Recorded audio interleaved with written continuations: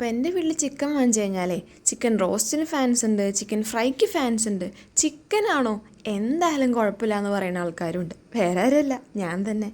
അപ്പോൾ പാൻ ചൂടായി വരുമ്പോൾ അതിലേക്ക് വെളിച്ചെണ്ണയും ഒരു 2 സവാളയും ചതച്ച് വെച്ച ഇഞ്ചി, വെളുത്തുള്ളി, പച്ചമുളക്, പിന്നെ കറിവേപ്പില, ആവശ്യത്തിന് ഉപ്പൊക്കെ ഇട്ടിട്ട് അതൊന്ന് വാടി വരുമ്പോൾ പൊടികളായിട്ട് നമ്മൾ എടുത്ത് വെച്ചിരിക്കുന്ന മുളക് പൊടി, മഞ്ഞൾപ്പൊടി, കുറച്ച് മല്ലിപ്പൊടി, ചിക്കൻ മസാല, പിന്നെ കുറച്ച് ഗരം മസാല ഇട്ടിട്ട് അതൊന്ന് മൂത്ത് വരുമ്പോൾ ഒരു 1.5 തക്കാളി നമ്മൾ ചെറുതായിട്ട് അരിഞ്ഞതും ചേർത്ത് അടച്ചു വെച്ച് വേവിക്കാം. തക്കാളി ഒന്ന് വെന്തുടഞ്ഞ് വരുമ്പോൾ നമ്മൾ മാറ്റി വെച്ചിരിക്കുന്ന ചിക്കൻ്റെ പീസസും കൂടി ഇട്ട് കൊടുത്ത് ഒരു 1/2 ഗ്ലാസ് വെള്ളവും കൂടി ഒഴിച്ച് നമുക്ക് അടച്ചു വെച്ച് വേവിക്കാം.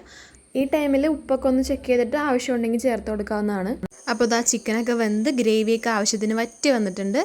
അപ്പോൾ ഈ ഒരു സമയത്ത് കുറച്ച് പെരിഞ്ചീരകവും കുരുമുളകും കൂടി പൊടിച്ചത് ചേർത്ത് കൊടുക്കാം. ഈസി ആയിട്ട് പെട്ടെന്ന് നമുക്ക് ഉണ്ടാക്കാൻ പറ്റിയൊരു ചിക്കൻ റോസ്റ്റാണ് ഇവിടെ റെഡി ആയിട്ടിരിക്കുന്നത്. അപ്പോൾ എല്ലാവരും ട്രൈ ചെയ്ത് നോക്കുക. വീഡിയോ ഇഷ്ടമായ എൻ്റെ ചാനൽ സബ്സ്ക്രൈബ് ചെയ്യുക. ബൈ.